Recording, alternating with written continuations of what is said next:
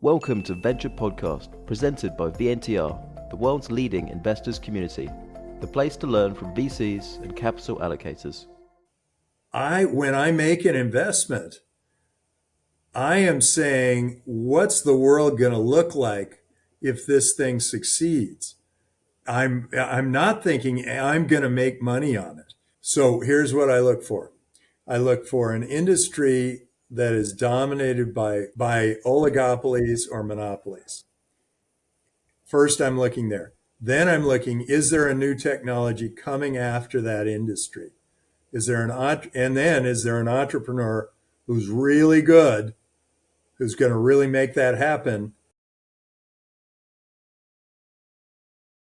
Hey Tim, welcome to VNTR podcast. Thanks for joining us. It was great to meet you in Paris a few weeks ago. So we are building world largest investors community, and we interview VCs and capital allocators in the show. And the goal is to help our audience to learn best practices and to learn more about you, what drives you, and it's kind of thanks for joining.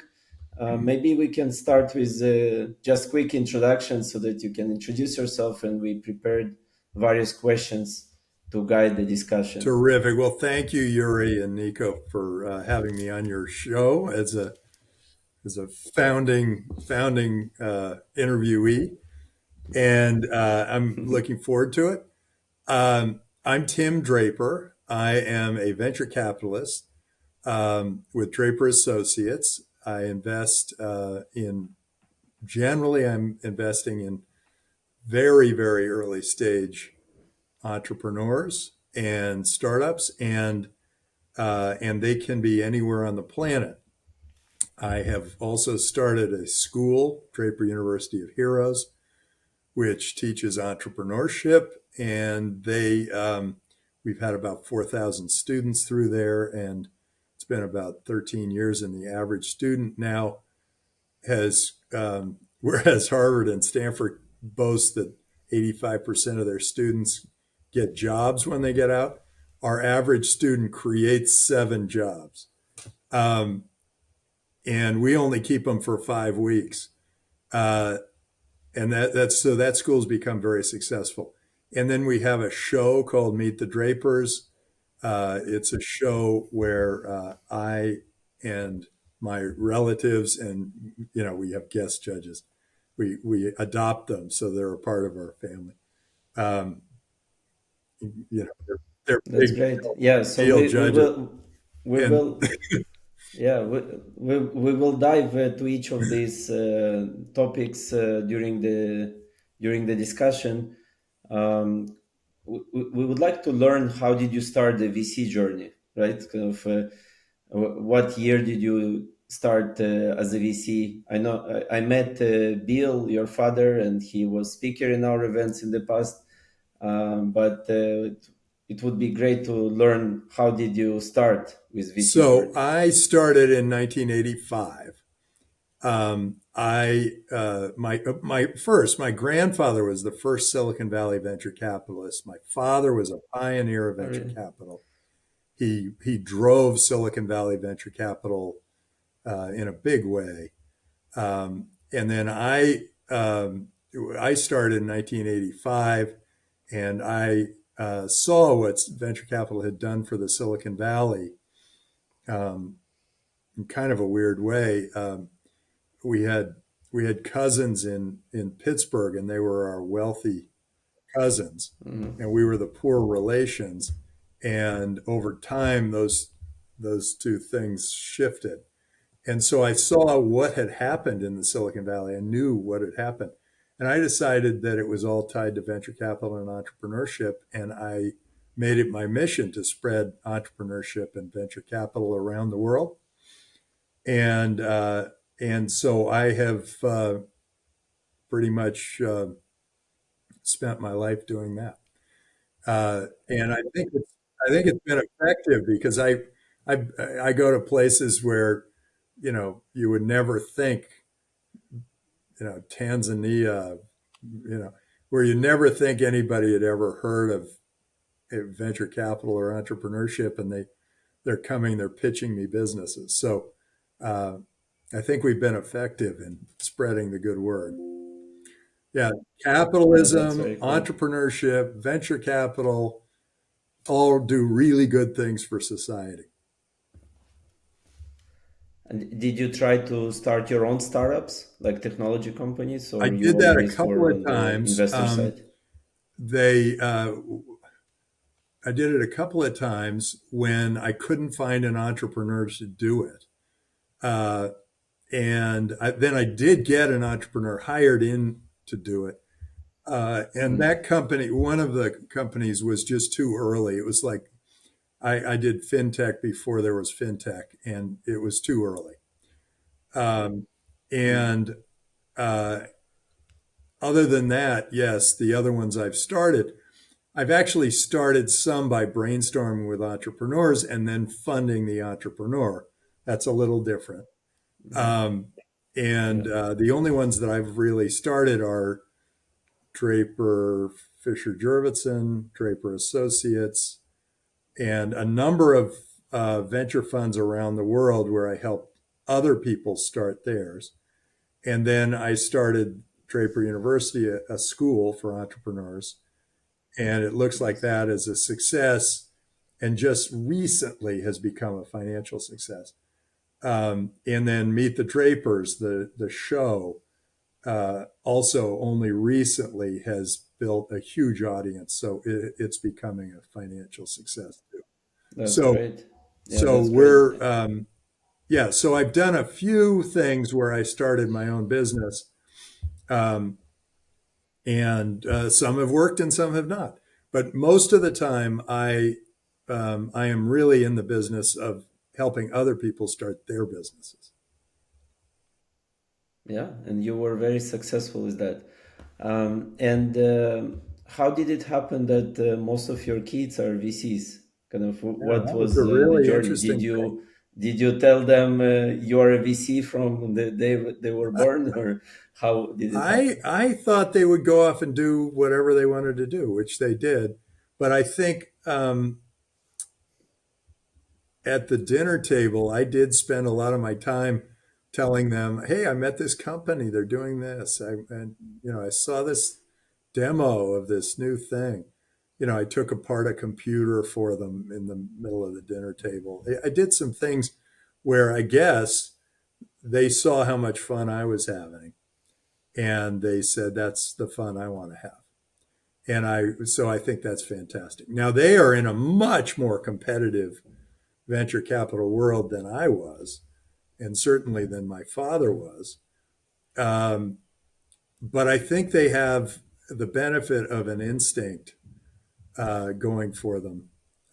And I think they all think for themselves, which, as a venture capitalist, you really need to be able to do.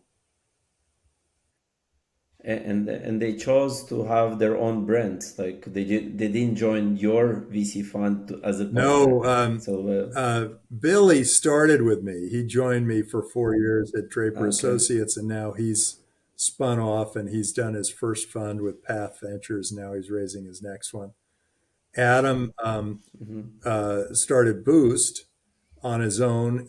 He was also a founder of the company the fintech company. So he had a good sense for fintech, and Boost made a big breakthrough. They're the Nice deep bet. tech group, but they were the first accelerator to surround themselves with Bitcoiners, and that world just took off. So Adam has done incredibly well, and continues to has a great instinct for it. So does Billy. And then Jesse has started Halogen Ventures, and Halogen Ventures has a focus on any.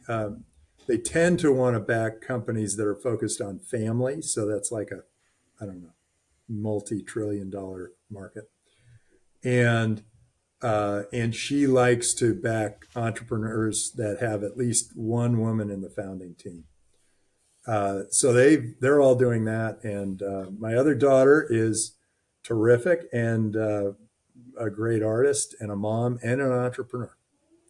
So we have, I guess, 4 entrepreneurs. Amazing. And did you join as LP initially to kick off their funds, or they raised from the market? With them, I sort of said I would do the last $1 million in their funds. I think in general that was the rule. Although with Adam, I think it was like a $500,000 to start. And it was the last one. So my daughter, I mean, boy, she has really worked hard. Her first fund was $10 million and she had 90 investors. It turns out Crazy. she has investors that are putting in just tiny amounts of money so that they can say that they're in a women-focused fund or whatever. Instead of saying, let's back women, let's put it in, let's go. Yeah. She's a winner, let's go. And she's doing really well with it. But boy, she struggled for that fundraise. And the other 2 have had, at the beginning, a lot of struggling with fundraising. I wanted to make sure that they knew the whole business. It's not, you don't set them off with a fund that's all you. They've got to go raise their money. Venture capital business has 2 sides to it. We sell and we buy. They probably saw you all the years that you're raising and deploying. They knew. They knew that was a part of the business. Good. They've never hesitated. They also, my grandfather set us on a nice path. He says, he gave my dad this advice. Dad gave it to me. And I gave it to my kids. I said, it doesn't matter who's selling and who's buying. It's the personal connection that matters. So that actually has helped all of us, I think, a lot in, being able to go ask to raise money for something that we think that those people will really benefit from. So I think it's a very positive, we've got a really nice positive snowball going for the Draper family. And just taking a step back, you mentioned, Tim, that you'd started investing in '85. So you would have seen, a bunch of different technology waves come and go. And you've obviously had lots of success in those investments. But what would you say are the best investments that you've made over the years? And what advice would you have for people investing today? So the best investments that we've made, if I had to pick one, it would be very difficult because Hotmail probably had the biggest impact on the world because we allowed, you don't know what it was like, you're too young, where we had to write letters and we'd send them overseas and we would hope that somehow they weren't lost in like the US mail or in the Nairobi mail or in the flight over or whatever. And then hopefully like 10 weeks later, we get a letter back. Email was a major breakthrough, and web-based free email, I think those guys did an extraordinary thing for the world. And I think I helped with coming up with viral marketing so that it could spread to the world very quickly. I think that probably had the biggest impact on the world. The one that had that got me feeling like I was a success rather than maybe not, was Parametric Technology, PTC. It's now the biggest software company in New England, still to this day. That was 2D to 3D mechanical engineering modeling on a computer. And, but the biggest by market cap that we've ever funded, we seeded Tesla before Elon was even involved. We seeded it. I think he did join that round, so he seeded it too. And the company became $1 trillion business. $1 trillion. That's 1,000 unicorns. And so that's the biggest one we've ever backed. The one that might save humanity might be SpaceX. We were the first ones outside of Elon to invest in SpaceX. And the one that made us the most money might have been Baidu, the Chinese search engine. Yeah. Um, although now, of course, my Bitcoin investment has paid off well. But that wasn't a team. I mean, it's a team of people, but they're spread to the winds. It's interesting how you've got different metrics. You don't just mention the most profitable one. You mention, the biggest impact on humanity and things like that. Um, so it kind of shows that you're looking at, not just the monetary value of Well, things. actually, what's interesting is when I make an investment, I am saying, what's the world going to look like if this thing succeeds? I'm not thinking I'm going to make money on it because hey, we make money on 2 out of 10. Um, the well, we make money maybe on half of them, but 2 out of 10 make the difference to our return. And it turns out the entrepreneurs that are doing it from their heart, where they're saying, our world's going to change, and this is how we're going to change it. This is how we're going to make good things happen for humanity, whatever. That heart will drive much farther than a love for money.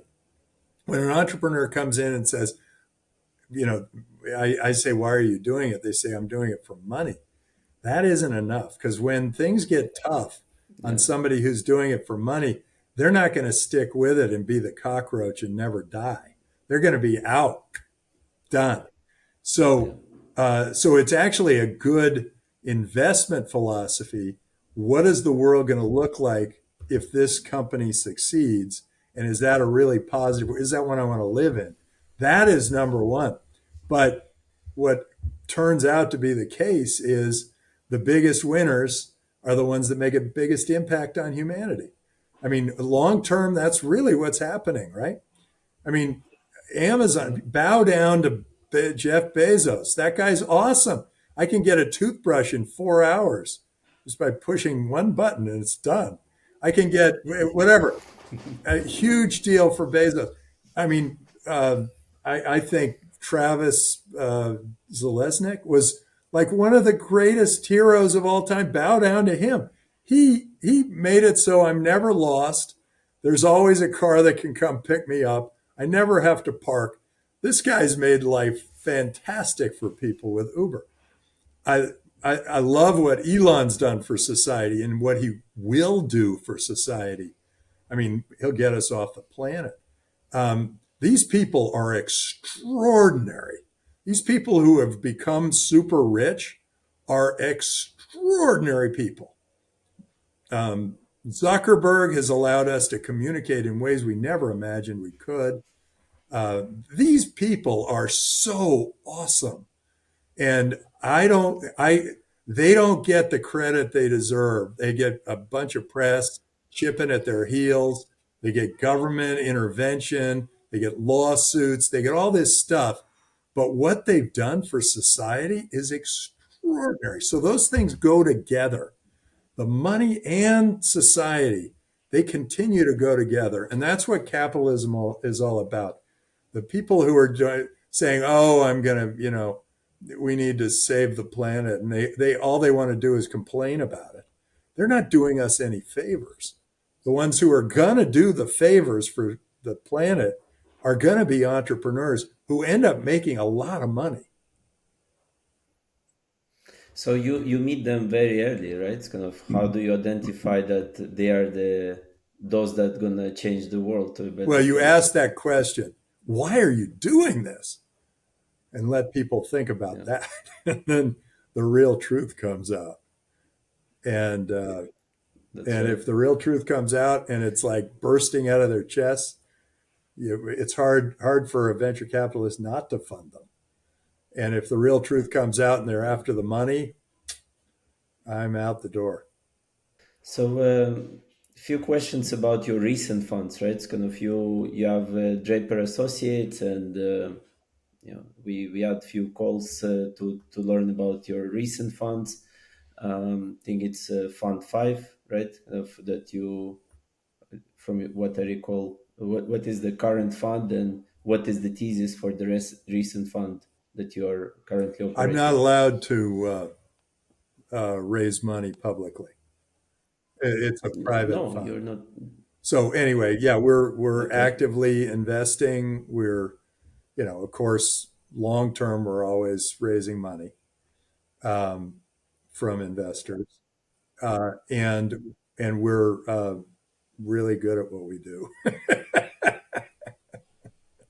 that's great. And did you ever, so you did say that you did seed various funds, right? But it was a very strategic seeding. It was under your brand. Did you ever invest, in other funds that come to you and just because they're, looking for LPs? Yeah, we've done that. A lot of it's for small investments for deal flow, so that we'll see deals Mm, from other parts of the world or other people. Some funds are very specific. They're going just after, you know, all they're doing is AI for the legal industry, or all they're doing is, uh, you know, Bitcoin layer two something. If they're really specialized, sometimes I like to invest alongside them so that I can benefit from some of their knowledge and fallout and diligence. Like if I'm diligencing a company that's in their field. Uh, and we had a mm. network, we still do, of venture capitalists around the world. And some of that I have funded personally, and some of that are people who have joined the network and are venture capitalists, and we get together once or twice a year to share best practices um, and war stories. What is the typical investment that you do in these funds? It's probably not about the amount of money. It's just to be part of the Yeah, there's LP nothing group, really right? typical. It's up and down the chain.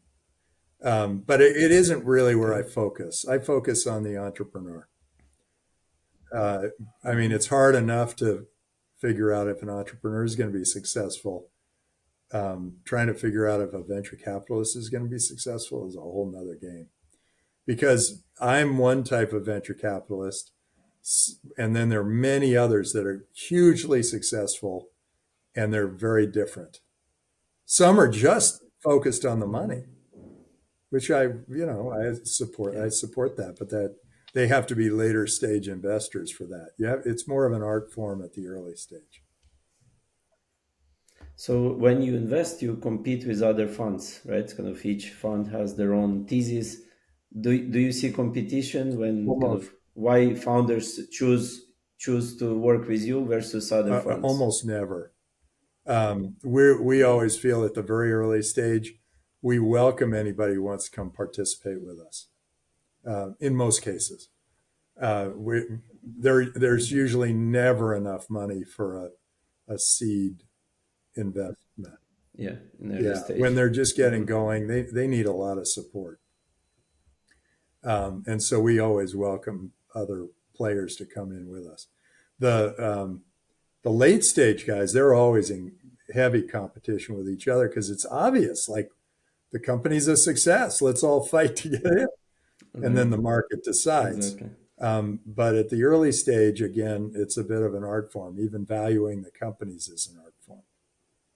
And you touched on, just changing this topic slightly, you touched on crypto before. And I think you famously made like quite a large purchase of Bitcoin. Was it back in 2014? Was I think that that the right? Which is obviously very, 2013 or very early. 2014. I made one before that was even bigger in Bitcoin, but smaller in dollars. But we lost it to the Mt. Gox thing. Mm. So I had even more Bitcoin before or I should have, before I made that famous U.S. Marshal's Office purchase. So I guess the question is, what did you see in Bitcoin back then? And then what kind of similar things do you see today? I'm just trying to get some advice from yourself. So here's what I look for. I look for an industry that is dominated by oligarch, I mean, like, not oligarchs, by oligopolies or monopolies. First, I'm looking there. Then I'm looking, is there a new technology coming after that industry? And then is there an entrepreneur who's really good, who's going to really make that happen going after that industry? And are they resilient to all the press and all the horrible things people are going to say about them as they build that business? You put that together and you've got a good combination. It won't always work, but in the case of Bitcoin, there was no entrepreneur.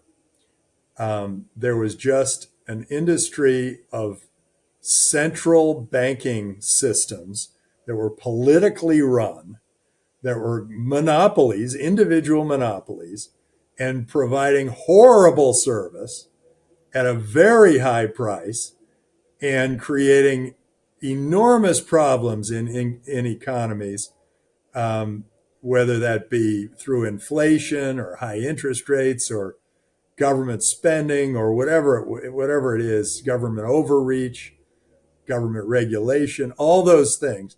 Horrible. It was an easy target with a new currency that was global and open and decentralized and completely transparent. I mean, wow, what a blowaway.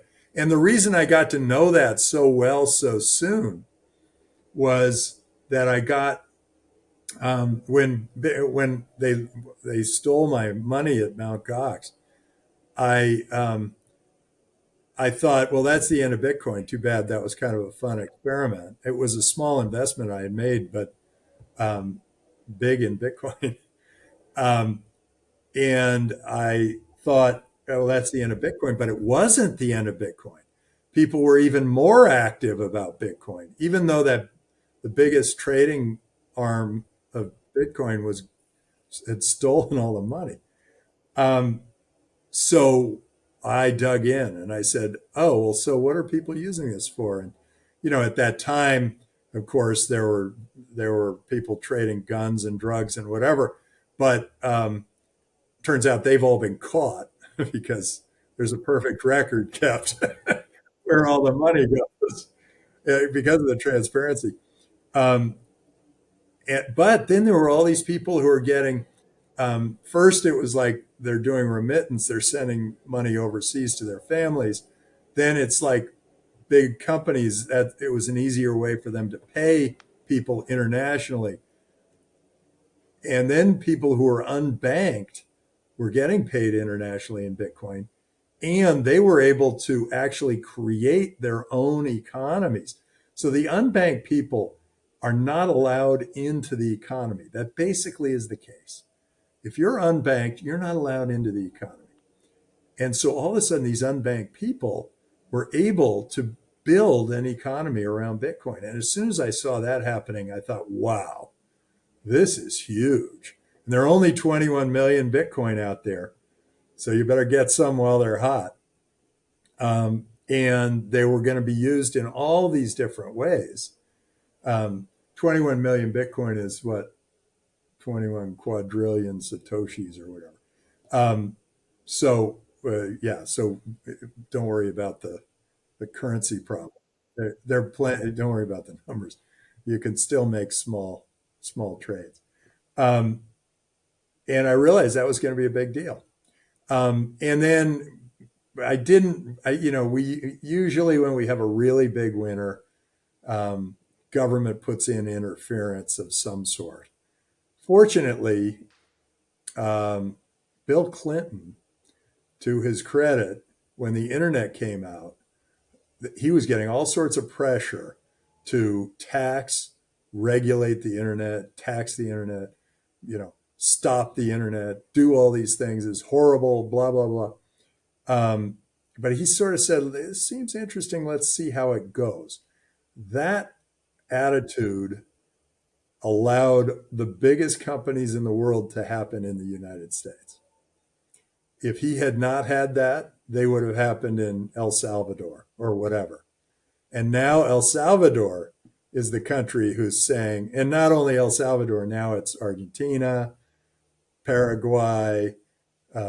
It's gone back and forth in Japan. Switzerland's now kind of go crypto, Malta. So a lot of these countries are kind of going, hey, this is really important. Um, and I think that they're understanding that we've just got better currency. It's going to make for a richer population in their country. It's going to have lower crime rate because it's all about honesty and transparency. It keeps perfect records. It's recognized around the world. There's so many great things about it. And I think there's going to be a moment when I call it the Confederate dollar moment. My dad gave me $1 million Confederate dollars, and I went, "Whoa, what can I do with these?" And he said, "Nothing." And I said, "What do you mean nothing?" And he said, "Well, the Confederate dollar was used before the Civil War, and after the Civil War, everybody wanted Union dollars, and no one was accepting Confederate dollars." I think the same thing's going to happen with Bitcoin. We're going to have a moment where people say, "I don't accept fiat." First, the retailer is going to say, "We take Bitcoin." Then they're going to say, "We don't accept fiat." And at that moment, and it probably will happen really fast, there will be people clawing at the bank to get their dollars out so that they can buy something that someone will accept at retail. And I suspect that's in the next 5 to 10 years. It's not that far off. And people don't really get this, and they say, "Oh, Draper, you're crazy again." And I say, remember when Silicon Valley Bank went out of business? Okay, when they went out of business, I got 15 calls from entrepreneurs saying, "Will you bail me out? We have a real crisis. All our money's at Silicon Valley Bank, and we are personally responsible for payroll. We and the board personally responsible for making payroll at least for the next 4 weeks." And I thought, whoa. So after Silicon Valley Bank, I have made it a program that when I fund a company, I tell them you should have a treasury policy. Put some of the money in a big bank. They go, "Yeah." Some of the money in a small bank. And they say, "Why?" And I say, because a small bank is small enough to be bailed out by the US government. Big bank, maybe not. And that domino effect can have a really bad effect on a big bank. And then some of it in Bitcoin. And they say, "Well, why the Bitcoin?" I say, because of the Silicon Valley Bank effect. If your money's all in banks, you have no way to make that payroll, and you are personally responsible for that payroll.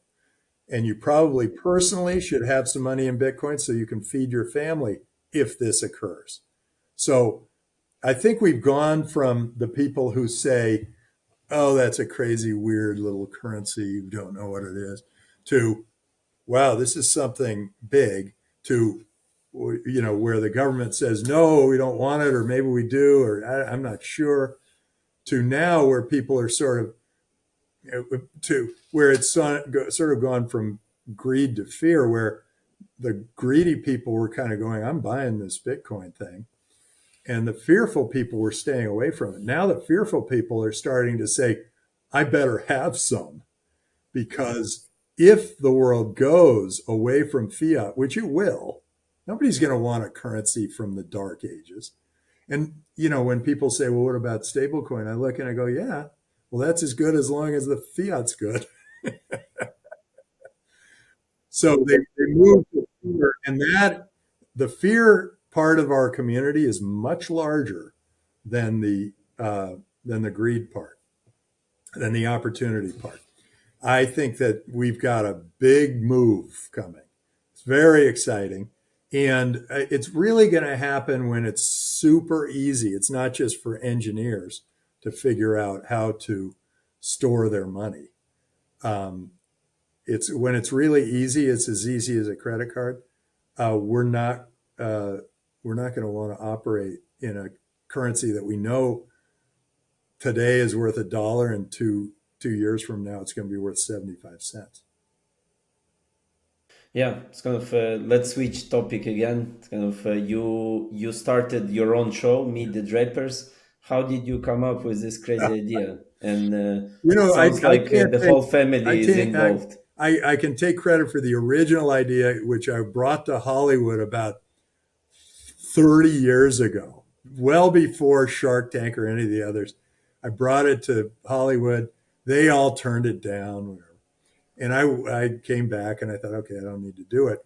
And then I talked to this guy, Richard Edelman, who runs Edelman, the biggest PR company in the world. And I said, you run the biggest PR company in the world. What PR advice would you have for somebody? And he said, be your own PR firm, be your own marketing organization, be your own Yeah. communications department. And I started to think about it and I thought, oh, okay. So then I tried a bunch of different things. Um, we had a show around our school that was a reality show called Startup U, and like Hmm. university. And it was, it bombed because it was just on the wrong network. And then it was a big success in a number of different foreign countries. But it was just one season and we let it go because we thought it was a bomb. Um, and then I tried a Twitch show, which was no good. And then I tried and it didn't, I didn't understand, I didn't have any feedback for how many people it was reaching. It felt like nobody was watching. Apparently people were watching, but, Mm. um, and then I tried a podcast like what you guys are doing. And then I thought, well, let's go back to that original idea that I had for allowing viewers to watch me interview entrepreneurs.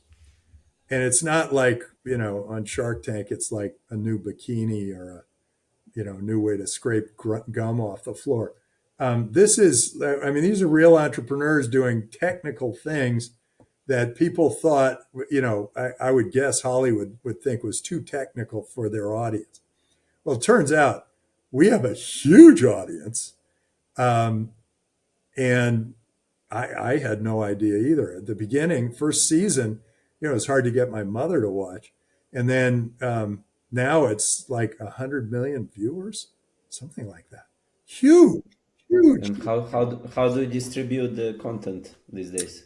A lot through, we're on one of the biggest networks in India. Um, we're in one of the biggest networks in Brazil. um, in Taiwan. We have a big following in Taiwan. We have So you license it to the TV networks? sometimes we do it that way, and then we have a YouTube following which is growing, and then we have now we've got our own network, Draper.tv, and that network is starting to see more and more viewers. So it's worked out very, very well. Um, Now we're getting a lot of calls from sponsors. We're getting a lot of inbound interest because the sponsors who we've had have gotten crazy, amazing success. So it's like, oh, this is a really good audience. Um, well, think of the audience. It's an audience that is curious about venture capital. It's probably one of the higher end, more intelligent audiences. Um, and the show has been great. My producer's done such a good job. She has. Uh, it's not just. It started out Meet the Drapers, and it was me and maybe my kids and maybe my sister or my dad, and we just pull us in. And then we started to bring in guest judges, and now those guest judges are really big deal guest judges. Um, we have the biggest guru in India. Um, we had the head of the Supreme Court in India. we, as a judge, which I thought was very appropriate. We've had a beauty queen from Sri Lanka. We've had a supermodel. We've had the first woman who ever paid to go to the space station, and she had some great stories about how she washed her hair, and she had to move her head to where the bubble of water was floating around in the space. Um, we had we had Joe Montana, the four-time Super Bowl champion of American football. Um, we've had some amazing judges. It just gets better and better. Um, so the judges become a real draw for the show too, and the entrepreneurs.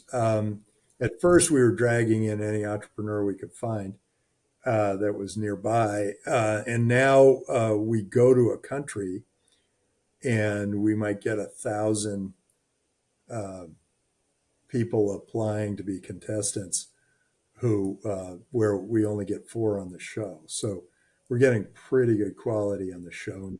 So you have an audition team that does the pre-screening, Yeah. casting. And she's got a good balance. It's kind of like 3 out of 4 are really good entrepreneurs, and 1 out of 4 might be really entertaining. But generally, I fight the entertaining ones.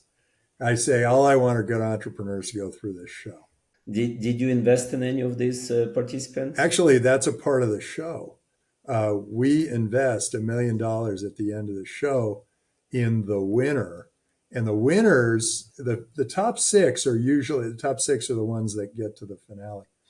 Top six, this is out of about 40 for the season. The top six are usually, all of them are worthy of an investment of some sort. And so in the finale, I asked them, okay, what's your valuation? And that's where, okay, this $1 million is going somewhere. It's going to one of you. Um, uh, if this looks like it's a valuation I can stomach for where you're going, then it's great. Then we'll back you rather than the other ones. Sometimes we'll back two of them, or we'll surprise everybody. And I don't know. We vary it in the show. You have to watch the show. It's a great show. It's very entertaining.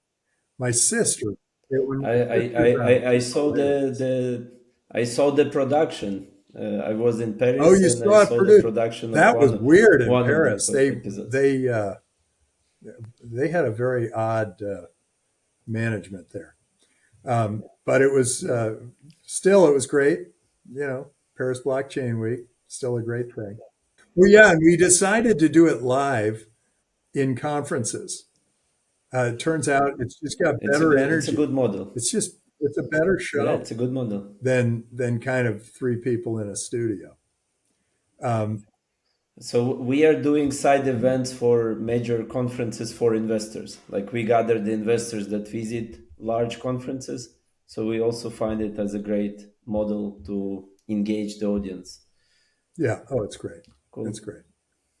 It's very unconventional, and you mentioned some unconventional stuff like your university and your startup houses as well. And you mentioned that one of the unexpected kind of metrics was that you create 7 jobs for each person that comes out of the university. Were there any kind of any other unexpected results of doing these unexpected I projects didn't in think we'd have unicorns in your that quickly. We ended up with right? 5 unicorns. That was unexpected. Um, the other unexpected things were that we have sort of created. We've created entrepreneurs where they weren't entrepreneurs when they started. And people used to say an entrepreneur can't be taught. And I think that's the thing. I wouldn't say it's a surprise, but it's one of the things I'm most proud of. Because yeah, I mean that's something I hear a lot as well. It's like the instinct, you're kind of born with it, or it's drilled into you from your childhood. Um, but yeah, that's surprising for me to hear as well because I didn't think it could be necessarily taught like any other kind of module. It was kind of a personality trait. That's what I Yeah. thought as well. Well, I think it's more than that. I think first, I think it is nurture. It is nature. Sorry, it is nurture over nature because you can have 10 kids in a family and only one of them becomes an entrepreneur. And you can have a family of two where they're both entrepreneurs. Um, and and what often drives them is something that you have no idea. Like a lot of dyslexics become entrepreneurs. So they didn't fit into the way you were schooled. It didn't make sense to them. They didn't learn that way. They learned other ways. They learned from people one on one rather than learning through a book or a lecture.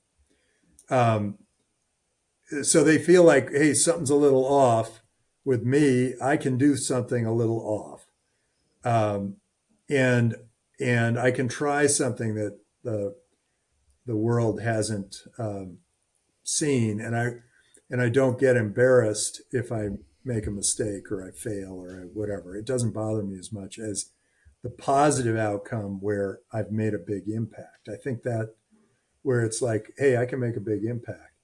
Um, some men are driven by women by like, hey, I didn't get the girl. Um, some people. So I actually think it is as much. It's probably more your what happened to you during your um, growing up. But I think what we're doing with Draper University is we're giving you that. We're saying something that Yeah, may not have happened to you before, but it just did. great. It's kind of Awesome. last questions about your lifestyle and kind of how do you maintain the personal balance, work-life balance? What do you do to kind of to have fun and sports? Maybe you can share how do you When you keep said sane? work life balance, I thought, yeah, I've got a work balance. I think you got to love your work, period. And then everything else falls in line. You got to be like all in on your work. If people like their work, or even if they feel proud of their work, they don't have to love every second of what they do. There's no way I do. But if they feel proud of what they do, whether they're, cleaning toilets, flipping burgers, driving Ubers, a librarian, a taxi driver, a painter, a lawyer, whatever. If they have real pride in what they do, they say, I am doing something. It's doing good things for society. It's helping me feed my family. I am proud of what I do. I'm proud of how hard I work. I'm doing good things. Those people are going to be fine. Those people are going to be very happy with their life. They will strike whatever balance they need to strike. There will be times when work takes them away from the birthday party. There will be times when the birthday party takes them away from work. It's not that work life balance thing is for um, really for people who feel like something should be given to them rather than for people who feel like they need to go out and do it and make it work for themselves. People who make a good life, I mean, housewives too, they have real pride in what they do. It's like, I am raising this family. I am cleaning this house. I am doing, it's this like, I know I have a purpose. I am really into it. And I think when you get to be my age and there's sort of two classes of people my age.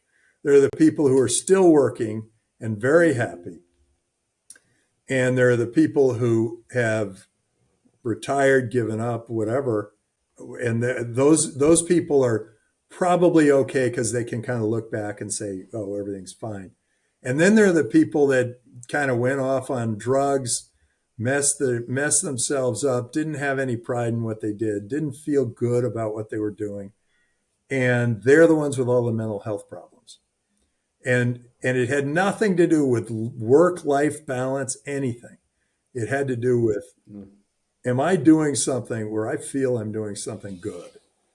And do I feel proud of what I'm doing? Do I feel good about what I'm doing? That is the whole game.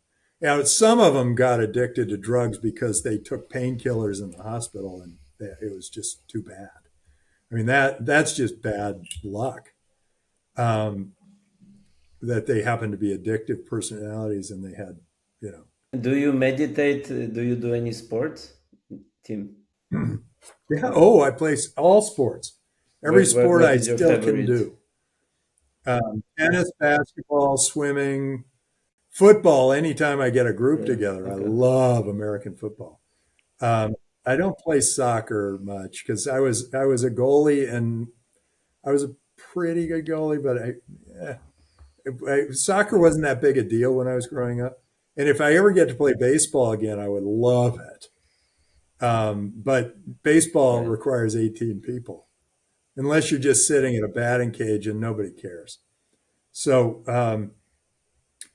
yeah, so all sports, anything I even do things like I'll sail once in a while. And I am a horrible golfer. I'll play golf 3, 4 times a year. Not, I'm a horrible golfer, but that's really more because some of my friends really like to golf, so I go along. Yeah. So I encourage you. Yes. Do I meditate? Yes. I used to meditate. I did it a lot when I was younger, and it made it so I don't have to do it as much now and still get the effect. So I might And meditate how once a long month, is the meditation? and probably Mhm. 20 or 30 minutes. Um, and ideally, it's a time when I can completely shut off, which is not very often. Perfect. As you can tell, my phone rang twice during this thing. I probably got 35 emails. Awesome. Thank you so much.